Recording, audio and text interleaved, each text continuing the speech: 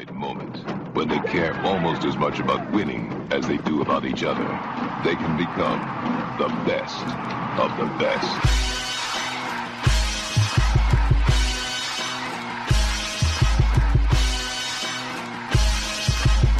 Welcome to the best soccer show, the best soccer show in the whole world.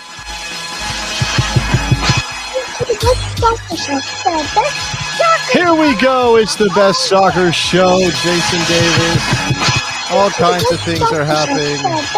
My apologies. Here we go. My apologies. All kinds of crazy stuff happening tonight. You know what? We're going to start over. We're going to pretend like none of that ever happened. All right, let's do this again. All right, let me fix this. Yeah, let me fix it. Be right back.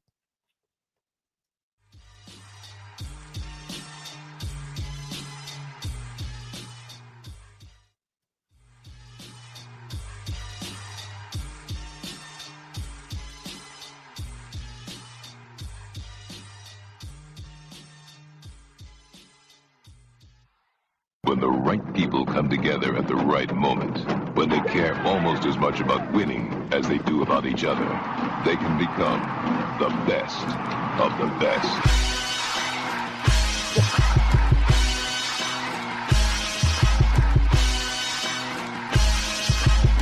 Welcome to the best soccer show, the best soccer show in the whole world. Here we go. It's the best soccer show. Jason Davis for the moment. Terry Dubois, not really here yet. Welcome into this episode of the best soccer show. We will get the Rodius in a moment. He is otherwise indisposed. His space is being utilized by the most important person in his life. He has no choice but to wait that out. So we commend him, right? Like, what is he going to do? Say, no, get out of here. I got to do a podcast. We're going to get the Rodius on the show. In the meantime, I'm here, and we can start to dive into what we're going to talk about here on this episode of the Best Soccer Show. I see the chat's already buzzing a little bit. I was trying to jump in there. If you're watching this live, if you're after the fact, if you're on the podcast, none of this matters to you. You're just hearing me when maybe you also want to hear the Rodius. And like I said, it's going to happen. J. Rodius. I can see by the studio that the Rodius has prepared a game that involves gear of some type or wearable items of some type. So I'm excited. I'm hoping that we get him fully involved in this show in mere moments so that we can set that up. Obviously, tonight we're going to talk about the U.S. men's national team players who are doing their thing in the club level again. And really, I think the headline here has to be Christian Pulisic is on fire at AC Milan. If you didn't catch this was the story after he scored a couple of goals recently for AC Milan. He has and now 3 goals in a week for Christian Pulisic. 14 goals with AC Milan across all competitions since the start of 2025. That's the most of any player in that Milan team. But he also has become the highest scoring American in European club football top 5 leagues. Now, I don't know. I have to really go looking for information to see if there's anybody that was scoring goals below the top 5 leagues at this level. But Christian Pulisic now has taken that lead from Clint Dempsey, who I believe had scored 57 goals between Fulham and Tottenham Hotspur, and now Pulisic has 59 goals. I think that's the numbers. And what is interesting about this news is obviously that Pulisic has taken that clear lead as the best American attacking player that we have ever sent to Europe. And it's not that he's doing this at some rinky-dink level or for some second-rate team. I know that Milan is not where they want to be, right? AC Milan is not the Milan of history, the Milan of winning European titles right now, but that's still a very, very proud organization and a club with so much history. They don't bring in people they don't think are going to help them get back to that level. So now with Pulisic starring for Milan, doing this work for Milan. We have really there's no, I don't think there's any beef right now between who's the best American player to ever play in Europe, goal scoring player. Now, like, if you want to bring in defenders and goalkeepers obviously is where the debate's going to be. And I imagine that the Rodius, who right now is a silent partner on this show and can hear every word I'm saying, and is probably vehemently disagreeing with some. No, I don't know. We won't have a debate. Obviously, you bring goalkeepers in. That's the only real position group where you can say there's a challenge to Christian Pulisic in terms of his predominance as the best American player to ever go to Europe. Now, the numbers I've got here are 60 goals. So I think he scored 2 on the weekend and 1 in the cup. So 60 goals across his time with Dortmund, Chelsea, and Milan. And that means he is now 3 beyond Clint Dempsey and 5 beyond Roy Wegerle, who had 55 in European football in top 5 leagues. And I don't think the numbers, I don't think Pulisic needed this number for us to be like, hey, he's the best American player we've ever had. Now, there's a different conversation when we talk about contributions to the national team, achievements with the U.S. men's national team. But this is not a guy who has failed to live up to his expectations. Like, at no point have we been like, oh, Christian Pulisic, he didn't really meet that level of excitement that we had for him when he's coming out. Look, I know the Chelsea period was tough. Like, it was not like everything was real easy for him when he was at Chelsea. And I that question of whether or not that was Chelsea's fault, Pulisic was a problem, he was fragile. Has he been fragile at Milan? He's missed a handful of games. Like, he's missed. Let me go look, because I'd be interested to know. Okay. The Rodius is shaking his, waving his hand at me, suggesting that maybe Christian Pulisic has missed some games. Significant. Is that the word? Significant? No, not significant. Right? He's a player that he's not robust. Can I use that word? Is that a word you would use for wine? Is he robust? Okay. Now we're going to get into some dangerous territory. Nobody's going to be talking about what the Rodius is implying. But he's a guy that's not clear. He's really not a overly physical player. Like, he is just in a general sense, he's fragile. All right. So I'm looking at his record. Now, since he's arrived at Milan in October of 2023, so leading into the beginning of that 2023-24 season, after he had made the move from Chelsea, he missed 3 games with a thigh problem. He then had, this is what Transfer Market calls it, contracture. Does anybody know what is a contracture? I don't know what that is. Contracture, November 7th to November 20th of 2023, he missed 3 games. So that's 6 games in the first 6 months that he had been at Milan. He then missed 5 matches with a calf problem between December of 2024 and January of 2025. That was leading in to that Super Cup match down in like Dubai or Saudi Arabia or something, where he scored and helped them win the Super Cup. I remember that period. That was over Christmas, that December period. And then he missed another 3 matches a couple weeks later after that with muscle fatigue is what it says. So, and he has not missed any time since then. Now, he took the summer off and we all got up in arms, or people talked about the way he handled that. Did he do it right? We had the Dougie Mack article at Fox Sports that Jared and I discussed last week that said that Christian Pulisic didn't handle it well and Mauricio Pochettino wasn't happy, and there was this whole thing about he didn't call Pochettino directly. He went through an intermediary and that upset Pochettino, and this was, look, I don't know that this is like results-based analysis or justifying it, right? Like, do the ends justify the means? Now, what I'm saying is Christian Pulisic in the form, not the form of his life, that's probably a stretch, but is he in some incredible form right now? In part because he took the summer off. Can you do 2 + 2 = 4 in that scenario? Can you do that math? I'm thinking, okay, obviously we can't know for sure. right? We can't know for sure that if he had played the Gold Cup, he wouldn't also be in this form for Milan. But remember, again, we're talking about a relatively fragile player. I think it's easy, and we talked about this before too, right? It's easy to sort of say, well, it's his fault. Like if you're a player who gets hurt, people don't, because they're looking for easy answers, people don't go, well, X is the problem or Y is the problem or whatever. They simply go, oh, you're just fragile. And that's some sort of moral failing. Like that's some sort of problem like that you have. Christian Pulisic is less than because he gets hurt. Is that kind of where we go mentally, even if maybe we want to give him the benefit of the doubt? Hey, Christian, he's a really good player. He's not a big physical player. Sometimes he gets hurt.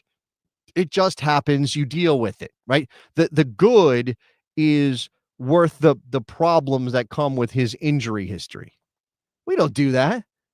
Nobody goes, you know what? It's okay that he gets hurt because look at how good he is when he's not hurt. We look at him and go, why are you missing games?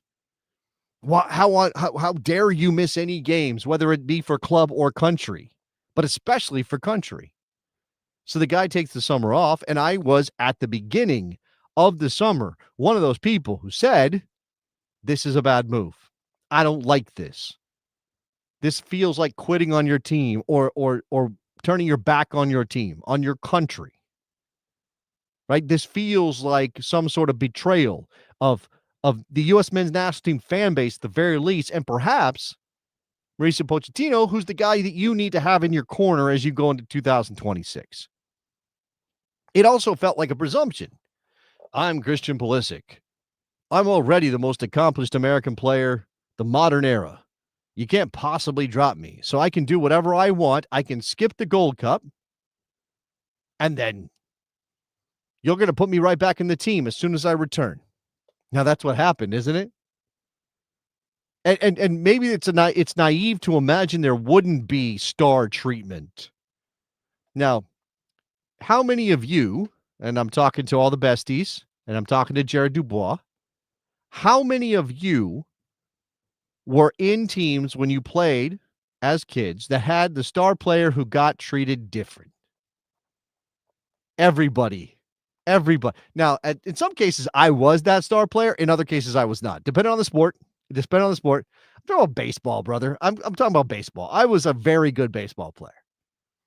But in other sports, I wasn't the star. And the star got the treatment, the star treatment. The star could be a jerk. The star could show up late to practice. The star could do a number of things that I wouldn't have been able to get away with, and he would still be in the starting lineup come game day. And so that's the thing that we transfer to Christian Pulisic, that it feels like he's taking advantage of his status as this guy and decides to take off the Gold Cup when, we kind of need everybody, all hands on deck. The World Cup is coming. I don't know if you knew this, Christian.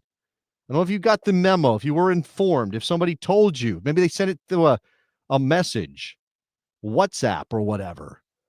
Like, hey, did you know the World Cup is coming? Did you know that we're about to host the biggest tournament on the planet? And it would be nice if you were like part of our team to get us ready for the World Cup in 2026. Now, at the same time, there is definitely a question of people saying these guys are playing too much. They're being asked to do too much. And if Christian Pulisic knows I'm going to be better in the World Cup in 2026, and really for Milan too, because of course he wants to be good for Milan. Just because we're focused on the national team doesn't mean that he's only focused on that. Like he wants to be very good for Milan. He wants to help them maybe win a Scudetto. He wants to help them win games in whatever competitions they're in. That's who pays him his salary, of course. So maybe this was the right choice for him on the Milan level. Now that makes us feel bad as national team fans if he's choosing Milan over us. But it's all part of his picture, and it's weird for us to judge him if that's the choice he made. And Jared, who cannot talk to me but can send me messages, are we worried he's peaking too far before? How do we know he's peaking? How do we know he's peaking? Now, I'm not saying he's going to score 3 goals in a week all the way up to 2026 in the World Cup, but we don't know. Like, Christian Pulisic already has done enough at Milan to make me unworried about him at Milan as long as he is playing regular minutes, and there's no reason to think that he won't continue to do so. There's no reason to think that he's not going to continue to be a major factor. He's their best player, and he's been their best player. And even with Rafael Leao getting all of the attention, he was their best player.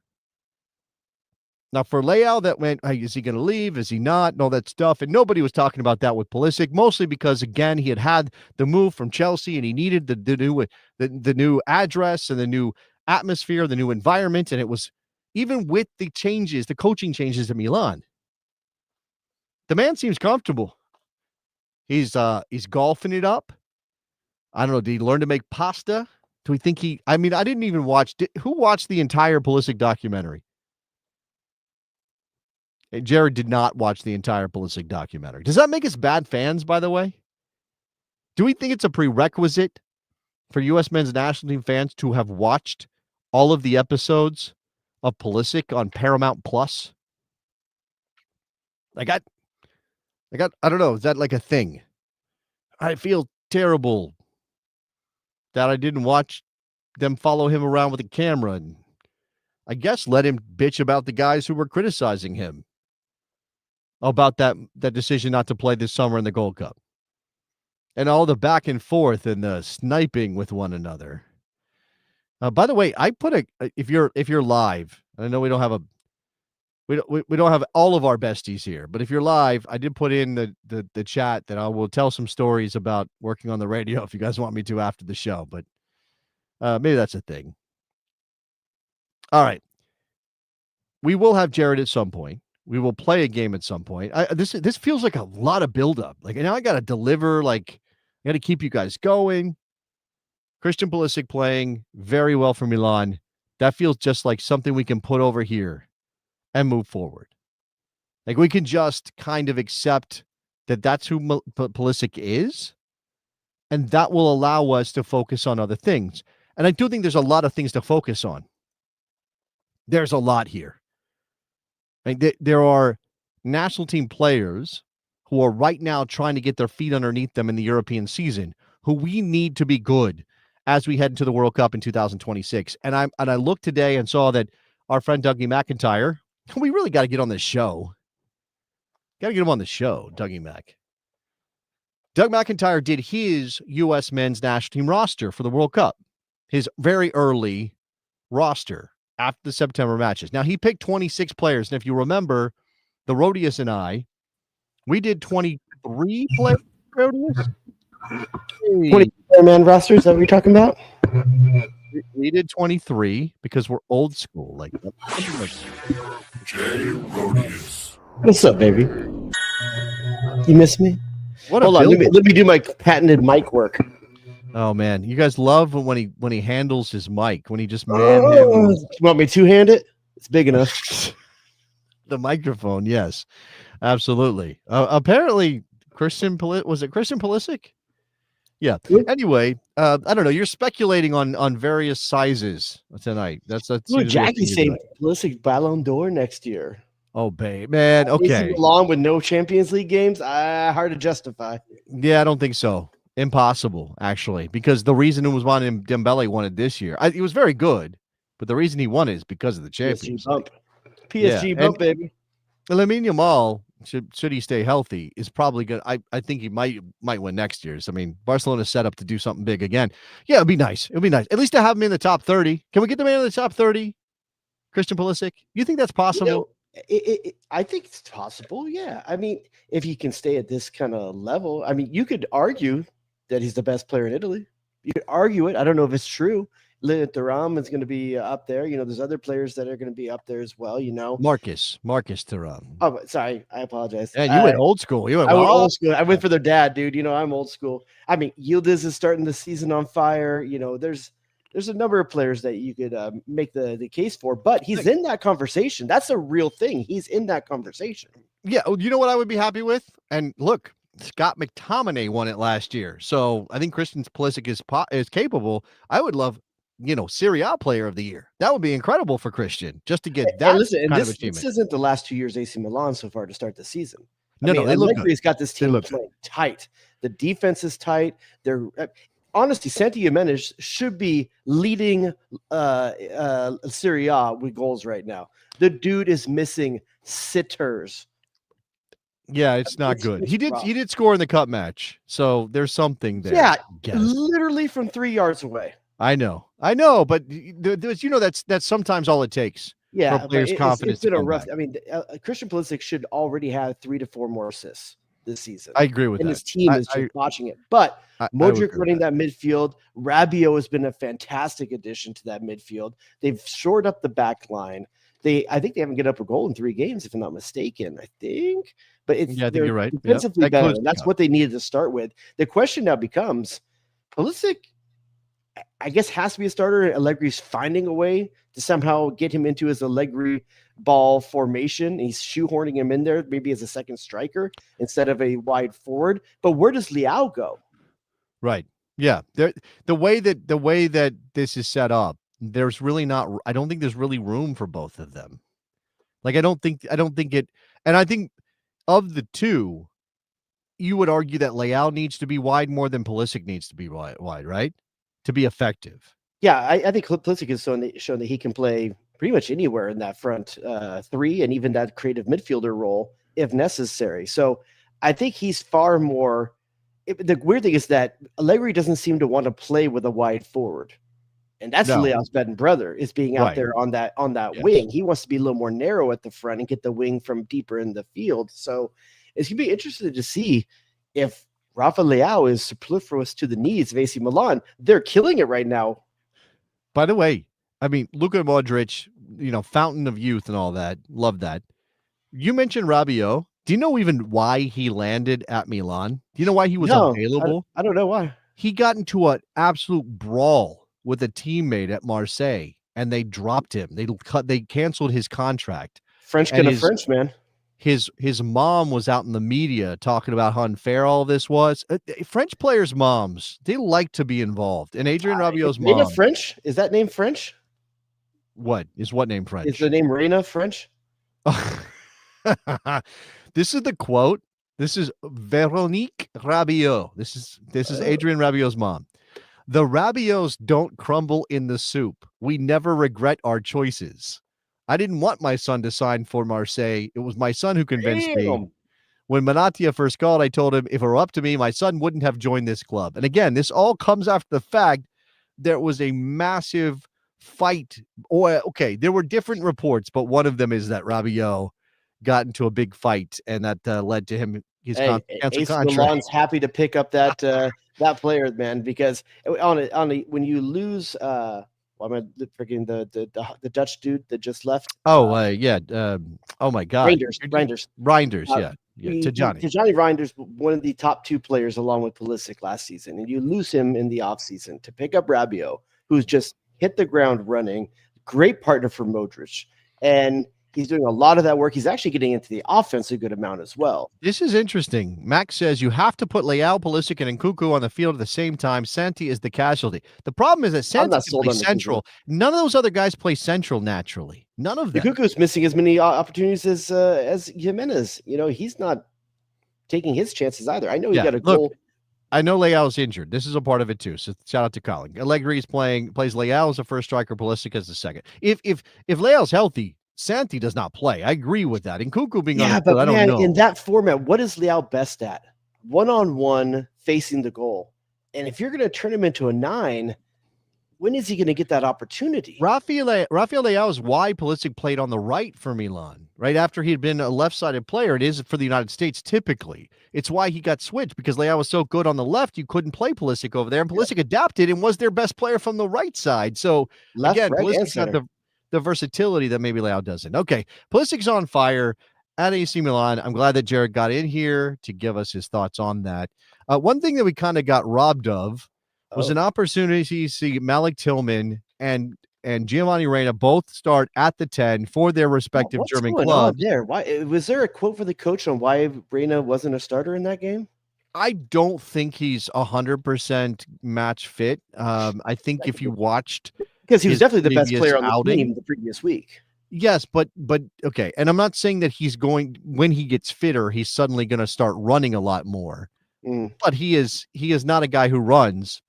He's not a guy. Okay, if he is fit, will he give them more defensively, or do they need it? I guess is a question. But maybe that's an argument for why he shouldn't start week in and week out, depending on the competition. You're going up I against see. Yeah, Leverkusen. maybe it is. Maybe his fitness. I mean, when's the last time he played 90 minutes before that game? I couldn't tell you. Well, he does have a thigh injury, apparently. Of His course he status for the does. match against Frankfurt on course. Saturday appears unclear. So they have an I think interim. his soul is injured. His soul is injured? Yes. Yeah, maybe. He got married. He's hanging out with his boy Joe all the time now. I got married. I didn't get injured. Yeah, you did. You just don't. Yeah, I don't know. Heart. And we didn't want to risk anything and hope he'll be available in the next few days, said Eugene. I'm going to butcher that. Eugene Sure. Polanski. That's what he said. Gene. So the guy just got there. He finally gets to start a match at a high level. We get all excited. He does a couple nice things with the passing game, and now he's hurt again. Talk about fragile. My man is living blue balls. It's so every time I get excited. This is why, and I mentioned this before you jumped on, that Dougie Mack has his roster, and we'll get to that position group. But do you want to go through this to kind of just? I'm just curious what Doug McIntyre says. Did you pull the image or no? I can get for him or for us. For his. I do not have. I can do it. Give me 1 second, and I'll figure out a way. Well, I mean, he didn't. I mean, it's not as an image. As you're pulling that up. The interesting thing for you and I is to think about, like, okay, if we were going to go to 26, who would be the three guys that we left off that we put on? I probably would put Gio Reyna on, who was not in our lineup. I take a flyer, with spot number 26. I have to take another center back because I did not take enough center backs when I originally did it. So I got to pick out of the dumpster some center back to put in there because that's where you're going to find ours. And then, man, I'm trying to think who else I didn't take. All right, so this is Doug McIntyre's roster. I love his 11. So so he starts with just a little preamble. He mentions the games that are coming up: Ecuador, Australia, Paraguay, Uruguay, Portugal. Sorry, I got into it. We got all the guys. We got all the guys. So here is his starting 11, and this is as of right now, and this is a 4-3-3, which is interesting considering we just came out of a window when everybody got very excited about a 5-man back line, Jared. But let's look at this. So he's got Matt Turner in goal. I think that's a mild surprise. Like it's a choice there, and Matt Turner may be playing his way back in eventually, but right now a lot of people have don't have Matt Freese ahead of him. Don't have Matt Turner as number one. You've got no other things to look at besides Matt Freese for a while.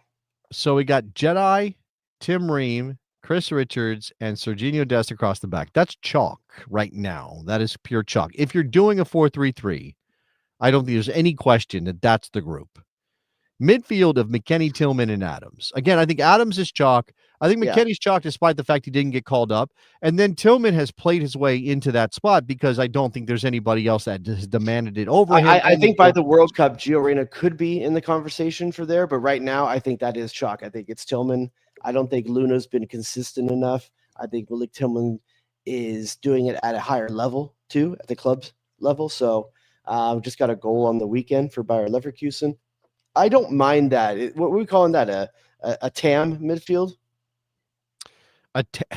Is that? Are you allowed to say things like that? Like, I don't know. TAM, like it's an MLS thing. Oh. What do you think I was saying? Did you say tan? Do you think I said tan? Calm down, Greg. It's soccer. It's soccer. I really did. Oh, God dang, dude. We had MMA before. Now we got TAM. Oh, that's so funny. Yeah, you're right. It is. Maybe I need to enunciate better. Hold on. It's also ATM. It's also an ATM midfield. ATM? So it's money, baby. Yeah. Just Could be money. That. Could be money, baby. I'm sorry. I totally understand. That's my fault. Pulisic, Balogun, and Weah. Again, for the moment, pretty much chalk. I mean, Tim Weah's position will I remain don't know in the question. Balogun's chalk. I think that's. I think he is at this point. I think he is. Yeah. Okay. But Pepe hasn't shown it consistently. I know he's He hasn't, starting. he hasn't been in position to do it. That's fair, but Balogun has and taken the opportunity and scored a But goal if you for the national compared team. last seasons against each other, and I know we're getting enough into the season now that doesn't matter, but neither one of them was playing over the summer. Who do you think is more complete as a forward? Balogun's more complete as a forward. There's really no question about that part. So Pepe doesn't get into this unless he doesn't get into the starting lineup unless he is absolutely hammering the goals in ahead of the World Cup. And obviously injury is a factor here, which we can't account for that. All right, let's move down because this is the part where I wanted to compare and contrast and talk about our teams and his team. So he's got goalkeepers. Matt Turner is the starter. All right. A 26-man squad. I mean, it's. I don't think we need to discuss the starter or not. Let's just compare who we took. Who's his three? Matt Turner, Matt Freese, and Zach Steffen. See, I can't see a world where Zach Steffen is on this roster along with Matt Turner. I just feel like there's probably bad blood from the last World Cup. I also don't think Zach Steffen's at that level. I don't. But again, you're the guy that brings up Marcus Hahnemann all the time. You need a glue guy. Marcus Hahnemann was a great goalkeeper, but was he a starter? Zach Steffen's a great locker room person.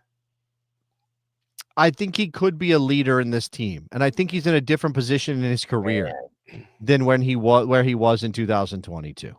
I can't look. do that. I'm not, but he wasn't my guy. Schulte was my guy. Yeah, I was Schulte, and it also came up in the chat right here from Phantom Frank said, is it Cochin or Kokin? Cochin. I think it's Cochin. Does extremely well at the U20 World Cup. What are his chances of making the senior team World Cup? I mean, it's possible as a third guy, but I don't know, man. He needs to be playing senior minutes at club level. Yeah, otherwise you're denying a veteran a chance at a World Cup spot, to try to get some experience. Let me address Colin real quick because he says Steffen is clearly the best goalkeeper, better, faster, and bigger than everybody. Okay, hold on. Let's be fair to Colin, right? This is his opinion. We're going to address it. Zach Steffen is absolutely bigger, stronger than Freese. I don't know about than Turner. I don't know about Freese. Freese is a big man. Freese has got some presence to him. Are you going faster? Obviously, if you're it depends on how you're playing, and faster matters getting back in position. Faster does matter in that regard. Let me ask you, and I don't know. Let me ask you, where's the quality that talks about how he has no brain cells and loses the ball in the back? Where do we put that? Well, okay. Than all the other stuff to me. So the number of mistakes that he makes cancel out his ability to pass the ball because he actually is better with the ball than both of the other guys that we're considering here, Freese and Turner. I still, even if he makes a mistake. Okay, so at but least Matt the other Turner, two, I don't care if they kick the ball out. They're not going to have a mistake out of that. Okay, but that's the thing. Like this team does need somebody who can be decent with the ball at his feet. And I think Matt Turner largely is a panic station player when the ball is at his feet. He is not somebody I feel comfortable with. I feel less comfortable with Turner than I do with Steffen. All three, though. Well, that's okay. If you value that over everything else, because you think you're going to take shots and you need somebody who's going to be a great shot stopper, I might say Matt Turner is better than anybody else on this. I'll give you three qualities of those three guys I think they're each best at. I think Zach Steffen is the best with the ball at his feet until he panics. I think Matt Turner is the best shot blocker of the three. And I think that Freese is the best in the air, like crosses, pulling the ball down, stuff like that. Okay. I think they all have qualities. But to me, the Steffen one is so rough. But Steffen is, I think you're wrong about it being a panic thing. It's not panic. The guy is casual. The guy is so confident with the ball at his feet that it leads to occasional mistakes because he takes. I guess I feel like it puts the team in panic, but you're right. That might be right. Casual. That is actually what it is. All right, let's move on to defenders. So Dougie Mack got this broken down by starters and backups. Starters are Dest, Richards, Tim Ream, and Jedi Robinson, as we already saw. In a four-man back line, that's chalk. In a four-man back line. In his first 11. He's got Arvston, Blackman, Freeman, McKenzie, and Scally.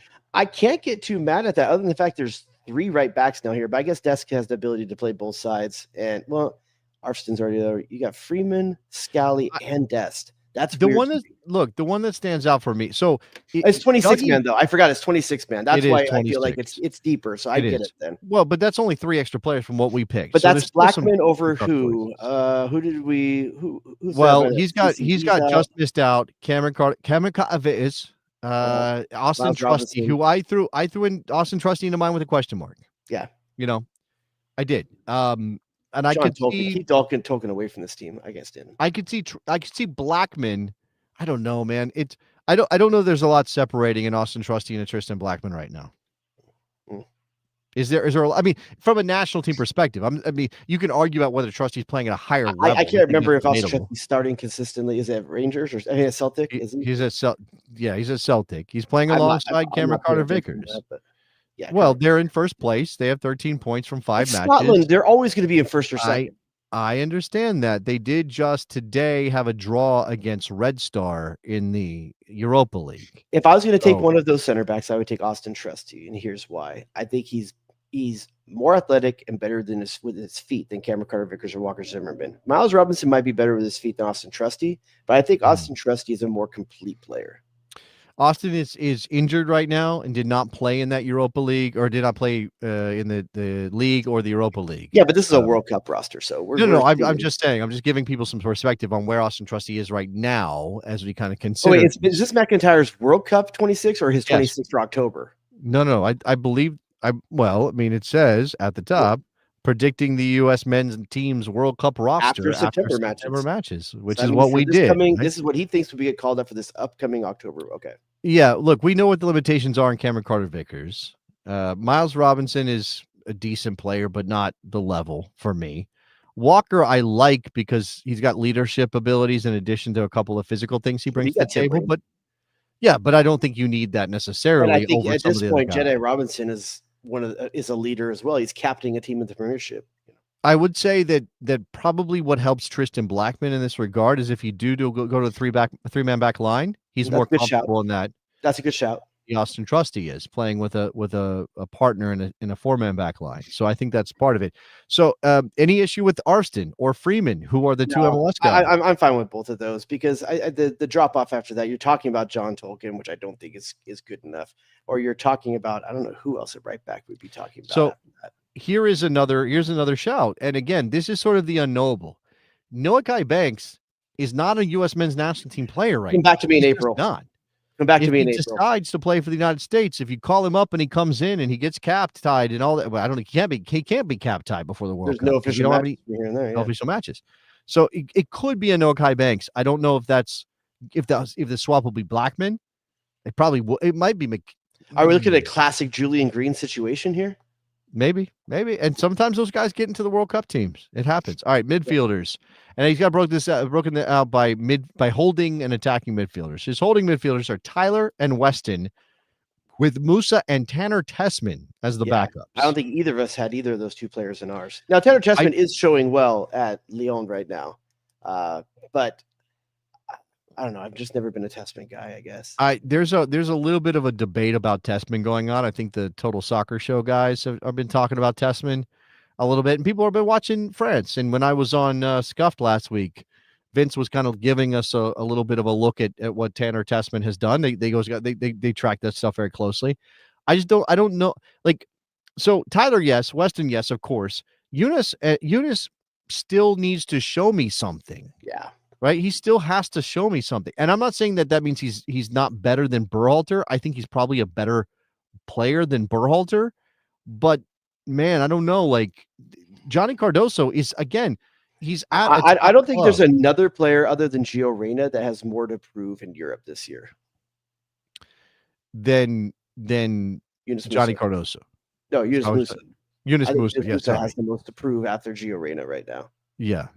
Johnny is injured at the moment, which is why he's not starting for Atleti, although they did win today in a while. We're assuming he's a starter if he's healthy. He played. No. Okay. You're right. He started a bit. Things did not go well for Atleti to start. Yeah. Cholo was under a little bit of pressure. They went up to Liverpool and had a disaster, but Johnny wasn't available for that game. So I don't know if he would have played.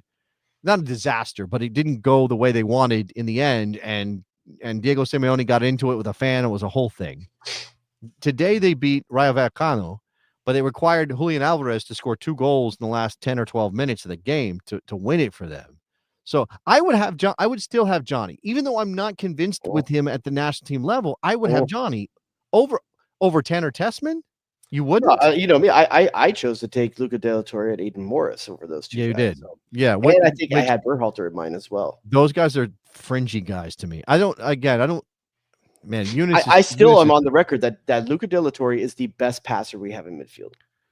Yeah. No, I agree that he's a good link player, which we don't have a ton of. In fact, I should say that passer is probably too broad because he's not as good as an entry ball than like Luna or Reyna or something like that. But I agree, best linking. No, he's the best linking player we've got. In fact, Tanner Tessman is more of a 6. I don't think he's a bad passer of the ball. I think I like Aiden Morris a lot, but again, is he the level? So if Tyler Adams goes down, who is Tyler Adams' backup? Is Tanner Tessman? In this situation, the way that Dougie Mack lays this out, it's probably Tessman is far more of a two-way player. No, but Yunus Musa has played that position for the national team before and been reasonably good at it. Last place you want. Okay, what does Yunus Musa do more than anything else? Cough up balls. Okay, like you don't want him coughing up a ball in possession right in front of that back four. Like I don't want him there. I would rather have a Aiden Morris, Sebastian Berhalter, or even a Johnny Cardoso for that position. I think this lineup right here with those backups as too steep of a drop off if Tyler Adams was to go down. Well, again, if we're doing this if we go back to up at the top and the first 11 that Dougie Mack has picked, if we're doing this as a 4-3-3, then you need, so Tillman is your creative player. You need a linker to play with Adams because Adams is not a passer. And you give up the passing with Adams because of how good he is defensively.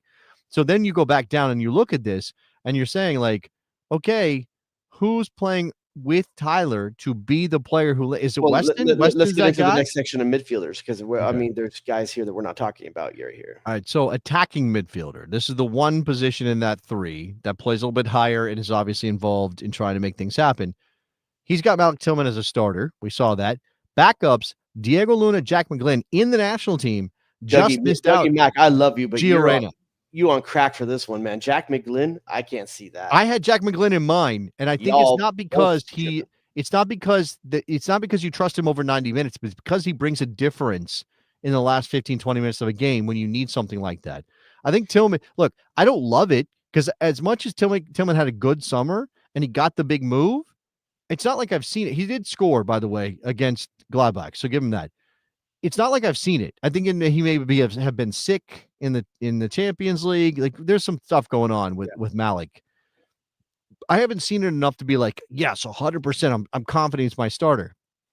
And I think I left Diego Luna out of my team, if I remember correctly. Yeah, I would put it at this point that 80%. I'll put 80% that Gio Reyna works his way back into this team by the World Cup. That's assuming no injury. Assuming no injury. Okay, assuming no injury. Assuming no injury. Play 90 minutes last week and seeing like, okay, it's still there. It's there. Now the pieces around him aren't great, but it's there. And if he gets the minutes, I think he gets his way back in. I put it more like 65 or 70, but you're right. I mean that he's got the talent. The question is not the talent. So I guess what would it take? And it maybe come down to the last couple of months. But and again, I don't think I had Luna. I did have McGlynn. Who did you have as your in this kind of area of the field? I had Diego Luna. I mean, I took De La Torre. I took Aiden Morris. In that, I didn't take Gio. You took more central two-way players and defensive guys than you did. Yeah, because also I remember thinking that if necessary, Christian Pulisic can fall into that. Well, okay, but let's look at this too. So Tim Weah, Christian Pulisic, these are wingers. Haji Wright, Alex and Dejas. And I think we said after the last camp and via some other things that you can push Dejas central if you need to.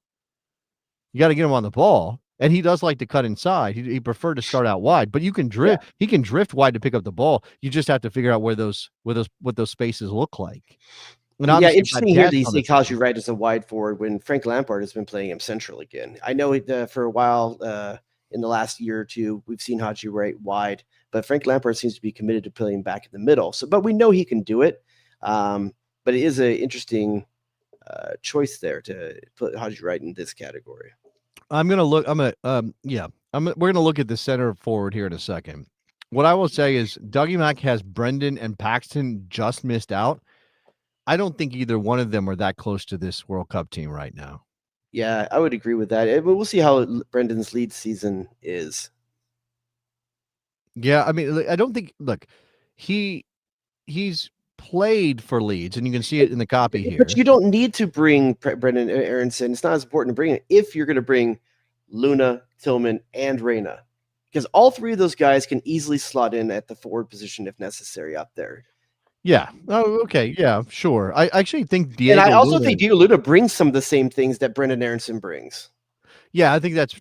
I don't think he's as athletic as Brendan is. He's no, but the press, the industry, like the energy is there. You put Luna in those last 20 minutes, would give him a job. Like he's going to do the job. All right, so starters at striker is Fowler and Balogun. Starter, rather, backups are Pepe and Sargent, and he leaves out Ajamong, Damian Downs, and Brian White. Right. I think that's right. I think I left Sargent out and included Ajamong because of the chaos factor, and I know that's just maybe wish casting on my part. I know he's not the player that Josh Sargent is. But again, I'm also maybe biased by the fact that Sargent doesn't score the national team. I think there's a part inside every one of us that when we see Patrick Ajamon play, it's like, God, I miss Daryl DK. Like you almost want him to go play because DK couldn't, because that big man up front, that's just like a chaos factor, like you said. And I feel like DK brought some of that as well. And I just feel bad that he didn't get his shot, consistently. But I want him on this point. I think he's too much of a problem. Daryl DK. Still hurt, still not fully fit. That's just, man, I don't know. I don't follow him on any of the Tiki talks, so I don't know what he's doing over there, but I know that's one of his places. So, all right, that's a look at the national team picture and comparing our thoughts to Dougie Max. Jared, you got some stuff loaded in here. What are we doing? I got stuff. Now, can I put two images up at once? I can't remember. Not the way that you have done it. No, you cannot do that. So we'll kind of go back and forth. So what I've done is I've selected 5 items that are currently right now on sale on eBay. Okay. So we played this game once before back in the day. I don't remember if I had a name for it or not, but I'll just quote. I think it was like the Pablo Mau Memorial Cup or something. Oh, it might have been the Pablo Mau game or something like that. Yeah, that might have been it. So no one surfs eBay for collectibles more than Pablo, and no one's collection is better outside of a museum. By the way, can somebody please hire Pablo Mauer to write soccer? I mean, he just doing Guardian stuff freelance with Alexander Abnos over there. Shout out to both those guys. But Pablo needs to be on the beat, like legit. And if I can get my companies off the ground, who knows? But I need investment. Anybody want to throw some cash at your boy so I can pay some soccer writers and radio people? Exchange favors, maybe. Let's go. Let's do it. This is your weekly reminder to close your chat, Jason. Oh, okay. My weekly reminder? Okay. Chat is closed. Play games. Okay. All right. So what I have here is these are 8 prices. Okay. Only 5 of these will be used. Okay. All 5 of the prices you need are in this list. My goal for you is, can you get a minimum of 3 of these 5 items correct? That's a winning score. Okay, so I'm going to show you an item. I'm even going to read you the description of the item to give you a little bit more information on it. This is a range, baby. This is a range. It looks like the parts for the car, the transmission that I got to replace in my car. This are the prices that okay, go ahead. Sorry. All right, so I'll bring this back up after you get a chance to look at the item and see the description. So first item up for bid. All right. I might buy this. I'm not going to lie to you. I might buy this after the show. Okay. Because this is peak. I don't know that Nike ever did it better than this. It's a don't tread. There's a don't tread. Vintage Y2K Nike Team Sports US Soccer full zip up sweater jacket, extra large, good condition. Okay. This is don't tread. This is, I mean, literally, I'm thinking about buying this, but someone might be able to go in and get me. Okay, I got a couple of things to say about this. Interesting, the one white stripe on one sleeve, but not on the other. That's an interesting imbalance element to this. I do dig the logo, and honestly, the collar a bit. We really should have that. Don't tread snake, and I know it's been co-opted and all that stuff, but we should be doing the don't tread. That was the best. This is the best theming that Nike ever did for US soccer. We were never closer to getting it right than this era right here. So I'm gonna put the prices back up for you real quick. Do you need to look? You need to look. Again, vintage Y2K Nike Team Sports US Soccer full zip sweater jacket, extra large, good condition. All XL, right, man. That's why I would be out because of the XL factor. But no, that's perfect for me, baby. Okay. Well, you need a medium. No, I would go large. Have you seen these shoulders, baby? Have you seen these shoulders? Your traps are looking nice today, or is those your dots? Which ones are which? Man, you got to do those shrugs. They don't feel like something, but got to do those shrugs. I shrug every time you talk. I'm going to. That's well done, sir. I'll give you credit for that. I'm going to say that this vintage U.S. soccer jacket is $180. The true retail price for this sweater, this team sweater on eBay is $41.97. What? That's insane. Why I'm saying why I may go out and buy this right now. $41, Jason, for that. There has to be a hole in it somewhere. There has to be a cigarette bird in it somewhere. Somebody peed on that one time. I can't believe that is that cheap right now. And right now, someone's already going from the chat. I bet you. Oh, Jackie D got it. She predicted $41.97. $41.97. I can't get a T-shirt for $41.97. What are you talking about? That is a amazing deal that someone needs to go. These are the buy it now prices, I believe, too. Yeah, $41.97. Yeah. Oh my god! Everything here is going to be the buy now price. Okay, all right. So we're over one so far, but you now know that $41.97 is off the table for prices. Next one up for bids. This is it's a soccer tie for those on the podcast. They can't see it, but here's the description on this item right here: rare vintage 1994 U.S. Soccer National Team Ralph Marlin silk tie. I don't know Ralph Marlin. Is that a good brand? I couldn't tell you. No idea. Pure silk, baby. Pure silk. Okay, yeah. So. What is a rare vintage 1994 U.S. Soccer National Team Ralph Marlin silk tie gonna cost you at the buy now price? It's no Oscar de la Renta. That's what I'll say about that tie. Man, it's a lot of look too. Let's be honest. This tie is a lot of look. I mean, I guarantee you, Chuck Blazer wore this tie. Now, probably Chucky B probably did. Oh, from Dan Kane in the chat. He's a famous tie maker. Went to Catholic high school I went to Catholic high school in '94. So I guess the Catholic high schools were wearing Ralph Marlin. I see. They were wearing Ralph Marlins back in '94. A famous tie maker of high quality ties. Clearly, this is a silk tie. And by the way, Aaron says regarding the sweater, don't worry, it'll be back up on next week. Next week at double the price. Man, with not just one, but two flying soccer balls, in addition to the flying soccer ball that is in the old U.S. Soccer logo. Old school crest. You know, we used to be a country. Man, show me the price. Judging by this sweater, we were again for a short period of time. Yeah, show me the prices again. God, Ralph Marlin tie. Ralph Marlin, baby. I'm not sure. All right. See, I can't get myself to go over $100 for this. I'm going to say $59.98 for this Ralph Marlin 1994 U.S. Soccer tie. Correct retail price for the Ralph Marlin silk tie. $79.20. You're close. No, very close. But I'm 0 for 2. Somehow it's almost double the sweater. Ralph Marlin must have a lot of clout. I mean, what if you were wearing this tie under that sweater? That zip up. It's a zip up, right? I'm right about that. I would keep it zipped. All right, we got 3 more items up for bid. You got to get all 3, baby. But you now know that I don't think it's happening. I don't think it's happening. $41.97 is off the table. $79.20 is off the table. Got it. Great. And remember, 3 of these are made up. Okay. Yeah, I'm in trouble. I'm in big trouble. All right, your next item up for bids. What is that? I'll tell you. This is a vintage Adidas goalkeeper football soccer shirt, size medium, France 92-93 template. This is a France 92-93 goalkeeper jersey. Vintage, size medium. Okay. Check the collar. That collar I didn't notice till right now. That collar weird. That collar seems out of place on this jersey. It's choice, but I think that was the style of the times. No, so you're saying vintage. This is not game worn. This is not nobody famous wore this shirt. This was not in the World Cup. This is It's not just Barthez. no, Barthez is not wearing this. That's what I'm asking you. Okay.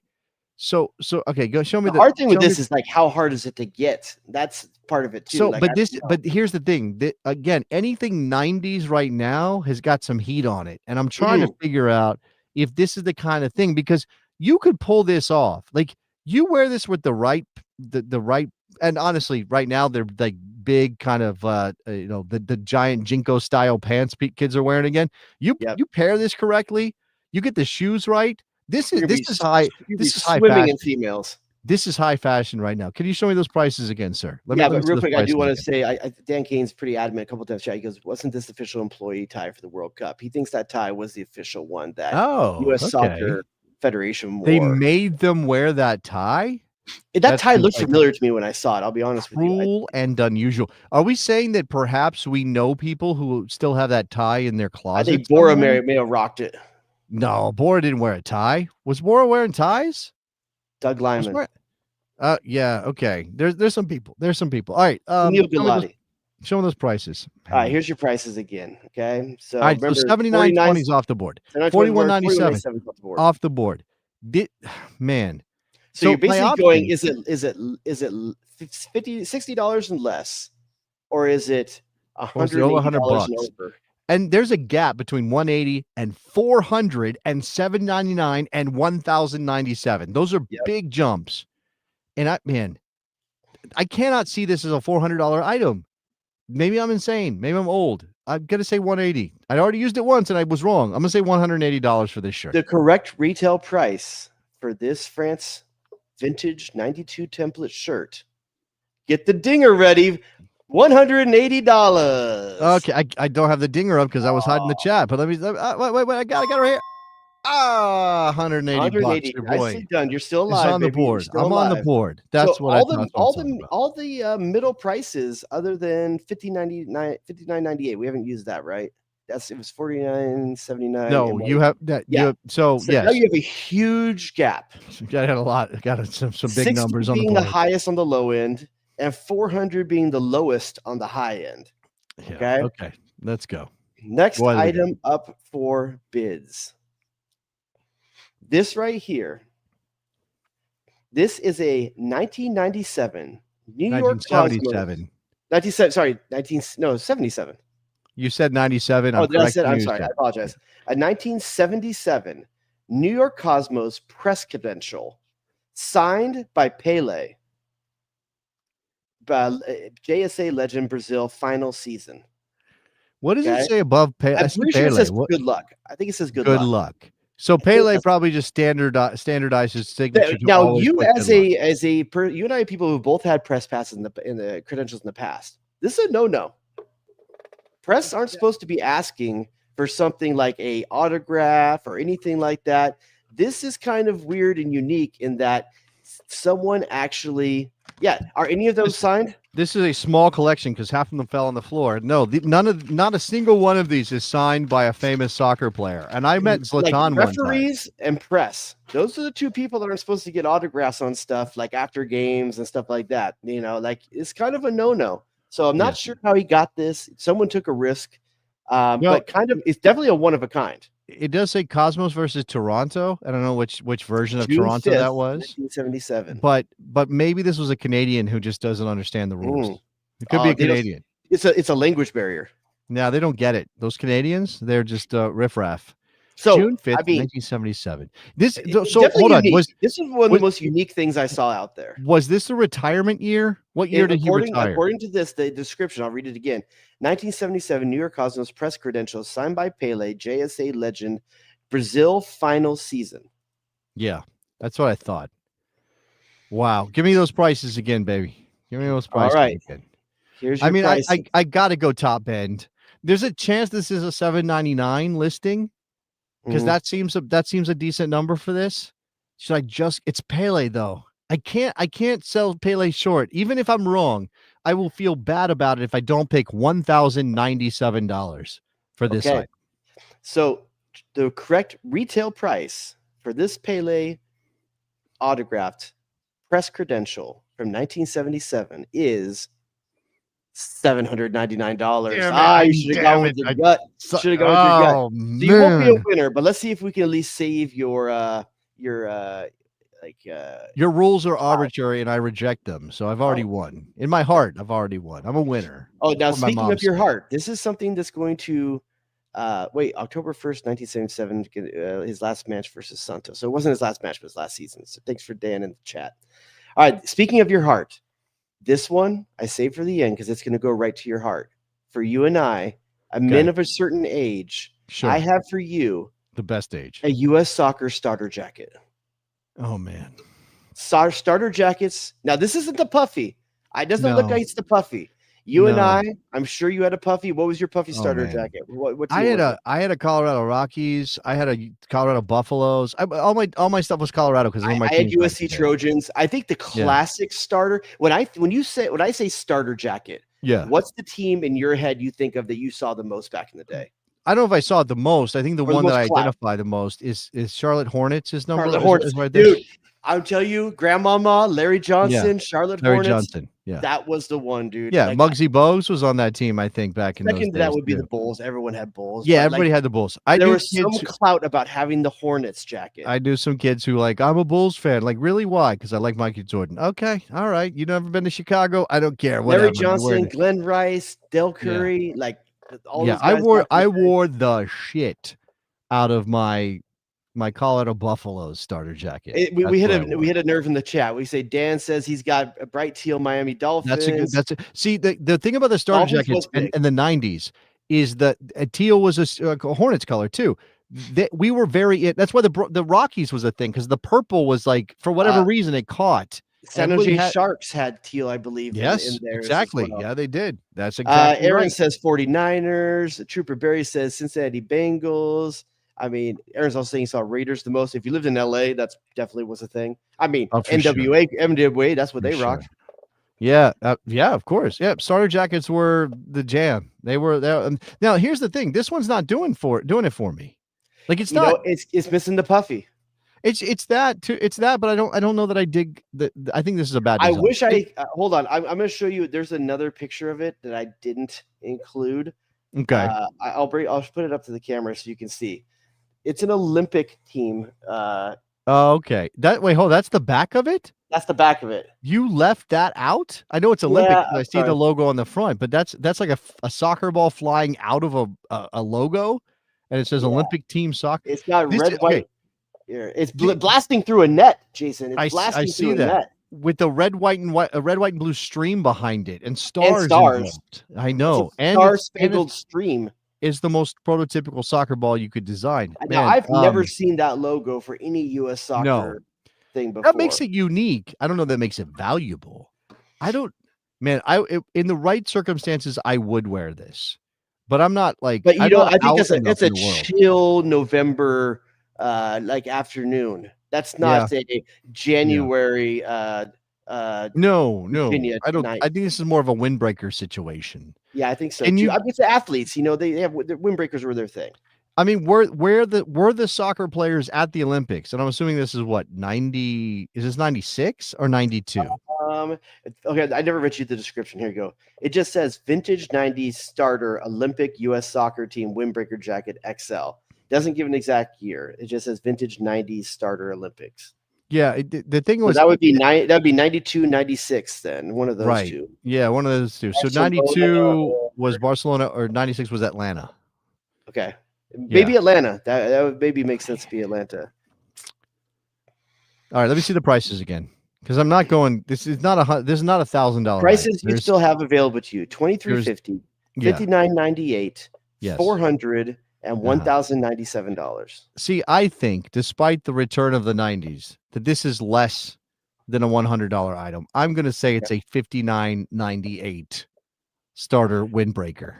The true retail price for this vintage 90s Olympic starter jacket is $59.98. Ding ding All ding for the right. man right there. All right. So I get an You got extra 2. ding. Just missed Two. the cut, but man, you were close. You even had the right number on the Pele one. Yeah, I was. Yeah, man, I was there for a second. Which one of those would you actually cop? I think. So the first sweater that you showed, the Don't Shred sweater, is probably number one, and it's probably not even really an argument. It's the flyest one there, and for the price, $41.97. There's I that. will be mad if that's still available tomorrow. So it does look like it's been worn. So this is been Sure. loved. This is not new. This is not like, oh, it sat in a closet for 30 years. Like, people have been wearing this. It's not. It doesn't look too faded though. You know what? I think I'm going to go grab this right now before the podcast comes out. I'm not going to lie. I mean, Oh, okay. All right. somebody. I mean, There's one of there's these assholes in the chat just took it. there's a couple people in the chat who might be like, hey, maybe I'll go cop this. Again, it's so odd that it's got like the LL Cool J white sleeve situation happening over. Like, and I say that because he used to do the one leg up, one leg down. I don't know what that is. That's so weird. Outside of Dempsey, yeah. What player do you see in this? Oh man, I go right to one. I think of a player. Oh, because obviously we always identify Dempsey with this, but yeah, because he did Don't Tread. I get. So we're talking. That's the 2006 World Cup, right? Is that era? Yeah, I believe so. I believe that was 2006. Because Dempsey was not in the 2002 team. Man, who would I put in this thing? Probably. Oh man. Wow. For me, it's Eddie Johnson. Okay. All right. Did he go to the World Cup in 06? He didn't go to the World Cup in 06. I mean, he was in the Don't Tread video. Okay. All right. Yeah. Okay. He had to have gone in 06, right? Yeah. No. Kobe Jones was still on the national team when that came out. Yeah. 2006 World Cup. Eddie Johnson was not on the World Cup team in 2006. There's zero chance of that. There's no chance. No, Eddie Johnson. No. What year did this come out then? Was it a World Cup or was it like a more 2009 like Confederations Cup era? No, this would have been 06 or something in that era because I think that's the lead up, right? That was a big lead up. Yeah, it was part of that, right? But was Deuce really Deuce at 06 or was it 2010 by the time he was like Deuce? No, because this is his first World Cup. It's his first World Cup. It's before he went to Fulham. He went to Fulham. We gotta do some research before we. He went to Fulham in 07, I think. Nike campaign. Let's all right, see. 2006 the came out the music video. Oh, you're right. Eddie Johnson was on that team. Damn. God, I can't believe I got that wrong. McBride was still on that team though, so I think that's why we don't associate with McBride. That was one of the games where he got cut open pretty good. I think the Italy game. You know what? I would put Gooch in this thing. Gooch was on that team. Gooch ain't fitting in an XL. No, I think Gooch probably would fit. He's a long man, so maybe. Yeah, Frankie wearing this actually is a good shot. I see Frankie from Jackie. That's pretty good. Frankie Haydock wearing this. Okay, man, that was fun. I can't believe I only got 2 out of whatever that was 5. But I don't know. That's not the worst. Not the worst. It's a hard game.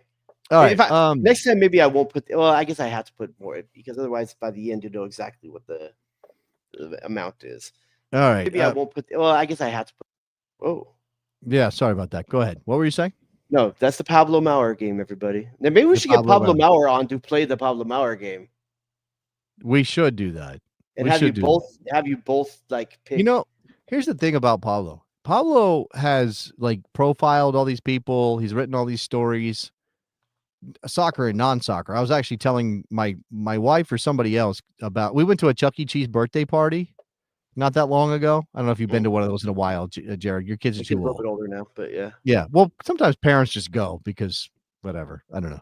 So we went to a Chuck E. Cheese birthday party, and I was telling my wife, who has no cultural connection to Chuck E. Cheese because she grew up in Puerto Rico, that Pablo Mau wrote a story about the Showbiz Pizza Band.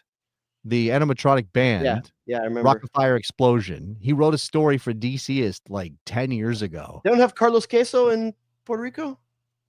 I don't know. No, none of. I don't know what they got, but they got pizza, but they put like shrimp and corn and stuff on it, so it's a weird situation. Carlos Queso. Not corn. They do shrimp though. Like if you get a Supreme in Puerto Rico, they call it combination, not Supreme. If you get a supreme, if you get a combination in Puerto Rico, you get shrimp, like little shrimp on there, like that, like maybe this big. That would be shocking. That would be shocking to you? Yeah, they throw just some camarones on there, like rogue. Yeah. No, they're not rogue. They're part of the culture. It's what you. I just mean as an American, it would be shocking. Is what I'm saying. Like, no, I see. Well, I went to the DR for one of those all inclusive one time, and they had corn on pizza, and I about threw up right there on the spot. I was like, "Corn? What are you doing?" And the Germans were like, "This is amazing." I don't know. It's wild. Pablo Mau should be profiled by somebody else, is what I was going to say. Somebody else should write about Pablo Mau. There's a few videos, a little bit mini docs on him in his collection and stuff. That's true. I guess that's true. He really is the most interesting man in the world of U.S. soccer. You know, like the old Dos Equis commercial, like abandoned photography, collections, exotic cars. You know, like he's got that vibe about him. He does. Yeah. He probably knows the best dive bar in every MLS city. And now he's basically a free agent again, and writing occasionally for the Guardian, as far as I can tell, tweeting, posting about working on cars again and stuff like that. So, yeah, maybe at some point we'll find a way to see if he wants to come on and play the Pablo Mau game. Do what he wants. Yeah, that too. Get him on to play the game that we've created around his persona. He's not the only one, but he's the only. He can tell us that it was stupid. He doesn't like the name. Yeah, probably he would do that. All right. We're going to get out of here. It's getting late. We appreciate you hanging out, obviously waiting through the silent period of Jared Dubois' appearance on this program. Sorry, guys. My wife was on a call for work, and I couldn't. If you would like to join the Besties community, let me tell you, it is killer. It's great. It is a support group. It is advice. It is parental stuff. It is probably, people are swapping things. I know people are swapping beer. I know people are swapping, information about the things as adults we are so into. Actually, we have a Besties Love Connection. We don't have a Besties Love Connection, huh? Because most of our besties are paired up. Most of our besties have their person. Yeah. Even our guy Justin just got engaged. Yeah, shout out to Justin. Have you been paying attention to that? I don't think I saw that. What thread was that? El Presidente got engaged. He posted pictures of the rings and all that stuff. Yeah, I mean, this is a first lady. He's got a first lady. He's got a first lady. He's got a first lady lined up. I think they're doing it quick too. They're doing it smart. They're going to do it, relatively budget friendly and. I wonder if there's going to be a dungeon crawl theme to that wedding. My man enjoys a good D&D strat. Enjoys a good D&D. How about this from the Bestie Slack? I'm going to give you guys a taste because we never really talk about what actually is in there. We mentioned some things, but I got we talk about movies. This in the Soup and Snack Bar Super Cinema thread channel. The Soup and Snack Bar, right? Bestie Beer Night is all about alcohol. Bestie Food, Bestie Gaming. There was a Bestie Invest channel. It's got a little quiet. Things have slowed down there, but I tried to inaugurate that. We could talk about that. Yeah, tariffs. There's a Survivor League that people are really involved in. That's MLS Survivor, not CBS. Yeah, MLS Survivor. This showed up in Community. There is a new team planned, not yet done, planned for Riverside, California, which I checked. This is like 25 minutes from your house, Jared Dubois. Oh, only 10 minutes from my work. Okay, 10 minutes from your work, 25 minutes from your beautiful home there. You can't go east. You can only go west. Is that what you're telling me? Why am I gonna go to Riverside for like minor league soccer? Because it's close to home, and you would be supporting soccer in your community. Dude, I am coaching 3 days a week. I do this once a week. I play soccer on Monday nights. My wife's now making me go to the gym the other days. So. Yes, I committed to this, know. So, yeah. All right. Down 5 pounds, by the way. Oh, congratulations. Yeah. That's sweet, man. I'm glad. Anyway, they're talking about putting a team in Riverside. Thought maybe I'd tell you about it.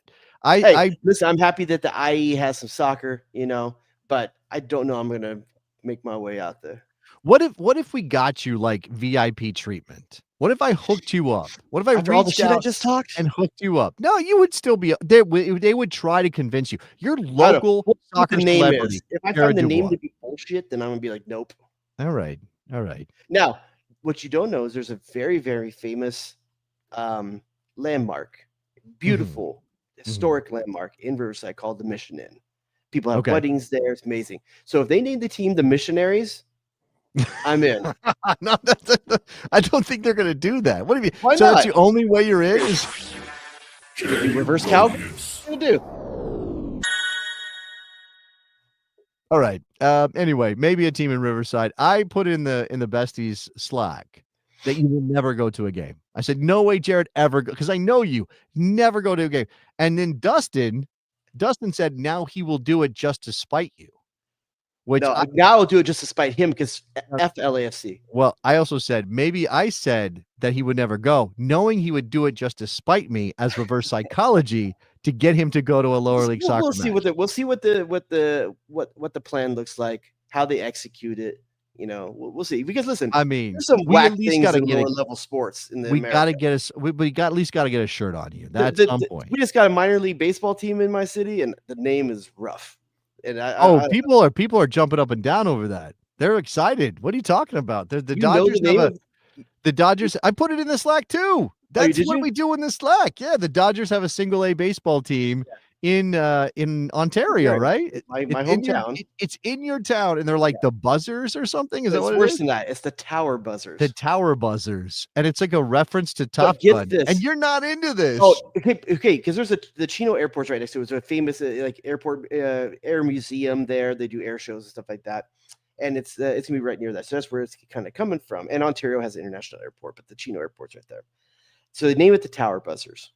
So based on that, what do you think the mascot would be? Oh, wait, I already know. So I'm cheating here. I already know. So bad, dude. So they're going this flight, like Maverick and Goose kind of thing, like flying aces. You know, like the mascot is a bee because it buzzes. Because it buzzes.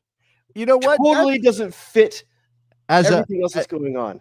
As an ADD afflicted individual, I relate to that. To going from, hey, we're the Tower Buzzers, that's airplanes, but bzz, that's a bee. Let's put a bee. Let's go to a guy in a bee costume. Let's go. Make the damn thing a propeller or something. I don't know, man. Like have a old like World War II ace, like Snoopy used to dress up as. You know, I don't know. There's got to be something better, like a fighter. Maybe you can't do Snoopy. Although do a flight jacket or something. I don't know. Somehow all those food trucks get away with like putting Mickey Mouse and Teenage Mutant Ninja Turtles on their trucks and nobody says anything. Yeah. All right. We got to wrap this up. Thank you very much. Again, become a bestie on the Patreon. If you want access to the Slack, I'm going to get back to doing the Daily Davis, which I haven't done recently. Things have been crazy, but that's extra bonus content. And if you do all that, you support the show, you keep us going. I got to make a fall playlist soon, and I got to make a playlist for my. The more the community grows, the more support there is, the less likely any of us are going to be like, I can't do this anymore. And if you want the best soccer show to continue, that's what you need to do. I got a wine tasting party coming up soon. I got to make a playlist for, so maybe I'll throw that one in there when I make it. All right, make a playlist. Hey, remember, kids, don't tread. Don't tread, baby. All right, we'll talk to you soon. Bye, guys.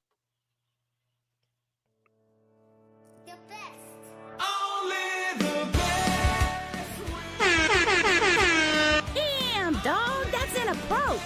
Oh, it's incredible! The Sausage King of Chicago. WNBC. WNBC. Who asked those questions? Get to the chopper! Take us to DEFCON 3. Was that? Oh, here we go, saucing them up. Hit him. What? The Sausage King of Chicago.